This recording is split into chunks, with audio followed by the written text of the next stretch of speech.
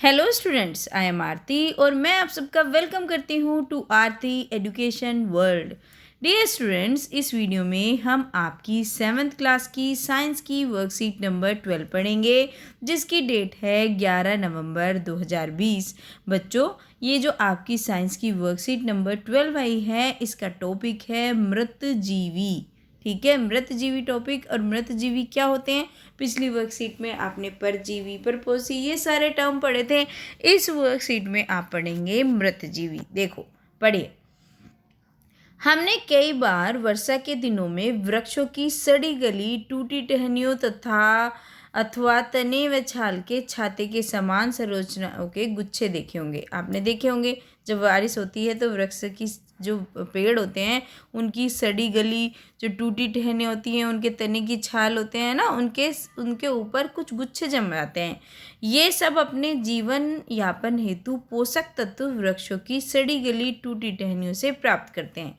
अब ये देख रहे हो आप, ये वृक्ष की टूटी टहनियाँ हैं, वृक्ष है, टूटा फूटा है, पड़ा हुआ है, और उसके ऊपर ये उग रहे हैं। तो ये क्यों उग रहे हैं इसके ऊपर? क्योंकि इन्हें भोजन मिलता है इस पेड़ से। ठीक है, देखो। अब ये देखो, ये छत्रक उगाते हैं इनके ऊपर, आपने कई बार देखा होगा। इस प्रकार की पोषण प्रणाली जिसमें जीव किसी मृत या विघटित जैव पदार्थों से पोषक तत्व प्राप्त करते हैं, वो होते हैं मृतजीवी पोषण प्रणाली कहलाती है। समझे? जब कोई जब वो या तो मर गया हो वो जीव, या तो कोई जीव मर जाता है, या विघटित जैसे पेड़ टूट गया है ना, अलग हो गया है, या सड़ गया है, या गल गया है, तो जब ऐसी चीज़ों से हमें जैविक पदार्थों से कोई जीव पोषक प्राप्त करता है तो उन्हें बोलते हैं मृतजीवी पोषण प्रणाली। क्योंकि मृत जो चीज़ खराब हो चुकी है, मर चुकी है, ऐसे से पोषण लेंगे तो मृतजीवी तो कहलाएंगे। और मृतजीवी पोषण प्रणाली का उपयोग करने वाले जीव होते हैं मृतजीवी। और जो भी इस तरीके से भोजन लेते हैं उन्हें क्या बोलते हैं? मृतजीवी। ठीक है, ये जो खाना लेने की प्रणाली है, ये मृतजीवी पोषण प्रणाली है। और जो लोग ऐसे जो टूटे हुए पेड़ या मरे हुए जंतुओं से भोजन ग्रहण करते हैं उनको मृतजीवी ही बोलते हैं। उदाहरण देखो, जैसे कवक होते हैं, छत्रक होते हैं, ब्रेड पर उगती कवक होती है या यीस्ट होती है। तो ये सब किस चीज़ के उदाहरण है? ये सब इन्हीं के उदाहरण है। ठीक है, चलिए अब देखते हैं। कवक अचार, चमड़े, कपड़े और अन्य पदार्थों पर उगाते हैं, है ना। कवक हमने देखा है अचार में भी आ जाता है, चमड़े में आ जाता है, और भी बहुत सारी चीज़ों पर आ जाता है। कवकों की वृद्धि के लिए वर्षा ऋतु सबसे अच्छी परिस्थिति प्रदान करती है।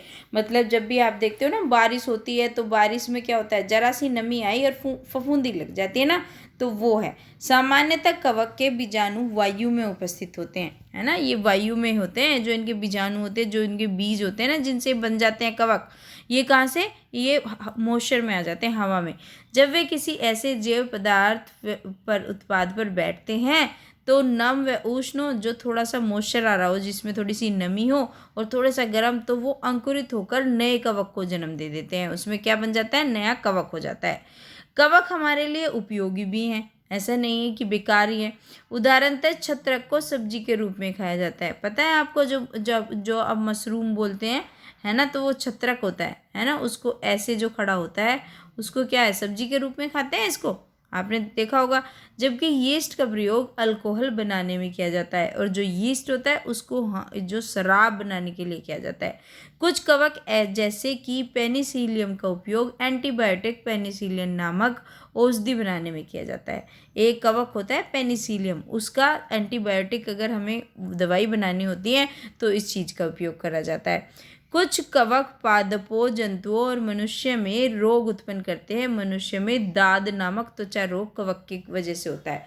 और कई बार क्या होता है, जब बरसात आती है और गीला रह जाता है शरीर, तो दाद बन जाता है ना। तो वो दाद क्यों बन जाता है? वो इसलिए बन जाता है क्योंकि वो कवक जमाता है उस पर, है ना। देखो ये ब्रेड है और ब्रेड पे ऐसे जम जाती है कवक, है ना। अब देखिए एक्टिविटी। ब्रेड का एक टुकड़ा लेकर इसे जल में भिगो लें। उसे किसी नम या उष्ण स्थान पर 2-3 दिन के लिए रख दीजिए तथा उस समय तक रखा रहने दीजिए जब तक उस पर रोए जैसी संरचना ना दिखाई देने लगे। ये रोए जैसी संरचना ही कवक हैं। आप ब्रेड को एक ऐसा करना, एक ब्रेड रखना और उसको थोड़ा सा गीला कर लेना, बस हल्का सा, और उसको रख देना, और ऐसी जगह पे रखना जो थोड़ी सी नमी रहे वहाँ पे, है ना, थोड़ी सी गर्मी भी रहे। तो आप 2-3 दिन में क्या देखेंगे, उस पर फफूंदी लग जाएगी, है ना। अगर आप बिल्कुल सूखे में रख देंगे तो नहीं जमेगी, वो सूख जाएगा, लेकिन आप थोड़े से गीले से स्थान में रखेंगे तो क्या होगा, उस पर फफूंदी लग जाएगी। तो इसी को क्या बोलते हैं, इसी को हम कवक बोलते हैं। ठीक है। कुछ जीव एक दूसरे के साथ रहते हैं तथा अपना आवास व पोषक तत्व एक दूसरे के साथ बांटते हैं। कुछ ऐसे जीव होते हैं जो एक दूसरे के साथ रहते हैं और अपना रहना, जो रहने की जगह है वो भी, और अपना खाना पीना भी एक दूसरे के साथ बांटते हैं। वो होते हैं सहजीवी संबंध। ठीक है, इसे क्या कहते हैं, सहजीवी संबंध। अब आप इनको सबको याद रखना, परपोषी क्या होते हैं, परजीवी क्या होते हैं, मृतजीवी क्या होते हैं, सहजीवी क्या होते हैं। उदाहरण के लिए कुछ कवक वृक्षों की जड़ों में रहते हैं, है ना। कुछ कवक क्या होते हैं, वृक्षों की जड़ों में होते हैं। वृक्ष कवक को पोषण प्रदान करते हैं, बदले में उन्हें जल व पोषकों के अवशोषण में सहायता मिलती है। तो कुछ कवक क्या होते हैं, जो जैसे बड़े बड़े पेड़ होते हैं ना, जैसे ये इतना बड़ा पेड़ है तो इसके नीचे क्या है, कवक जमाते हैं छोटे छोटे। तो वो कहते हैं, वो कह रहे हैं कि इससे वो अपना वो प्राप्त करते हैं और इनको भी हेल्प मिलती है। तो इस तरीके से होता है। लाइकेन कहे जाने वाले कुछ जीवों में 2 भागीदार होते हैं। इनमें से एक शैवाल होता है और दूसरा कवक होता है। जो लाइकेन होता है ना, उसमें 2 जीव होते हैं। कौन सा, एक होता है शैवाल और दूसरा होता है कवक। शैवाल में क्लोरोफिल होती है जबकि कवक में क्लोरोफिल नहीं होता। ठीक है, शैवाल में होती है, कवक में नहीं होती। कवक शैवाल को रहने का स्थान, जल और पोषक तत्व उपलब्ध कराता है और बदले में शैवाल क्या करता है, प्रकाश संश्लेषण द्वारा संश्लेषित खाद्य कवक को देता है। ठीक है, तो ये दोनों एक दूसरे पे डिपेंड होते हैं, एक दूसरे की इस तरीके से सहायता करते हैं। चलिए अब देख लेते हैं, अब इसका देखते हैं हम प्रश्न उत्तर, और प्रश्न उत्तर देख के इसके सोल्व करते हैं सारे के सारे क्वेश्चन आंसर्स। तो बच्चों पहला क्वेश्चन पूछा है, ये क्या है, खाली स्थान भरना है। डैश और डैश कवक हमारे लिए उपयोगी होते हैं, बताओ कौन कौन से होते हैं। तो इसका आंसर होता है छत्रक और यीस्ट। ठीक है, तो आप इसमें क्या भर दोगे, मैंने लिख दिया कि आपको दिक्कत ना हो, क्योंकि कई बार इस पर ना सही से लिखा नहीं जाता, मैं लिख देती हूँ। लेकिन छत्रक और यीस्ट क्या होते हैं, ये हमारे लिए उपयोगी होते हैं। दूसरा है चमड़े की वस्तुएं जो लंबे समय तक गर्म और नम मौसम में छोड़ी जाती हैं, वे डैश के कारण खराब हो जाती हैं। तो अभी तो हमने पढ़ा किसके कारण खराब हो जाती है, कवक के कारण। तो आप यहाँ पे क्या लिख देंगे, कवक। ठीक है, ये आपका कवक हो गया। ठीक है, छत्रक और यीस्ट इसमें आ गया था आपका, और इसमें कवक आ गया। लाइकेन में क्लोरोफिल युक्त भागीदार है। तो इसका आंसर बच्चों आप क्या लिखेंगे, इसका आंसर आपका ये हो जाएगा शैवाल हो जाएगा। ठीक है, तो आपने कैसे समझा इसको, देखो यहाँ पे तो आपका आंसर था इसका छत्रक और यीस्ट। ठीक है, मैं लिख इसलिए देती हूँ जिससे आप लोगों को प्रॉब्लम ना हो। ठीक है, ये हो गया आपका कवक और तीसरे में आ गया आपका शैवाल। ठीक है, इस तरीके से आपके हो गए ये तीनों क्वेश्चन।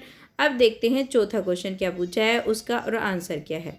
तो देखिए चौथा क्वेश्चन है, सहजीवी संबंध से आप क्या समझते हैं, एक उदाहरण के साथ समझाइए। तो बच्चों इसका आंसर आप इस तरीके से लिखेंगे, कुछ जीव एक दूसरे के साथ रहते हैं, अपना आवास और पोषक तत्व एक दूसरे के साथ बांटते हैं, सहजीवी संबंध कहते हैं उन्हें। उदाहरण वे कवक जो वृक्षों की जड़ों में रहते हैं, इसका उदाहरण है। ठीक है बच्चों, तो ये हो गया आपके चौथा जो क्वेश्चन है आपका, और चौथे क्वेश्चन का एकदम सही आंसर। ठीक है, मैं थोड़ा सा छोटा कर देती हूँ जिससे आपको दिखे। तो ये आपका चौथे क्वेश्चन का आंसर हो गया, और ये आपके हो गए तीनों क्वेश्चन वाले जो फिल इन द ब्लैंक्स वाले आंसर। ठीक है, तो बच्चों होपफुली आपके लिए वीडियो बहुत हेल्पफुल रहेगी, और अगर आपको मेरी वीडियो अच्छी लगती है, समझ में आती है, तो बच्चों वीडियो को लाइक कर दो जिसने भी लाइक नहीं करा है। और प्यारे बच्चों, आप अगर नए आए हो चैनल पर तो सब्सक्राइब कर लो, आपको यहाँ पे आपकी क्लास की सारी वीडियो मिलेंगी देखने को। और बच्चों अपने दोस्तों के साथ शेयर करना बिल्कुल मत भूलना। और कोई भी बात आपके मन में है, कुछ भी आप कहना चाहते हैं, जैसे आप प्यारे से हैं, अपने कमेंट भी लिख दिया करो कमेंट सेक्शन में। जब भी मुझे टाइम मिलेगा मैं उनको पढ़ूंगी और आपको रिप्लाई भी करूंगी। Thank you students.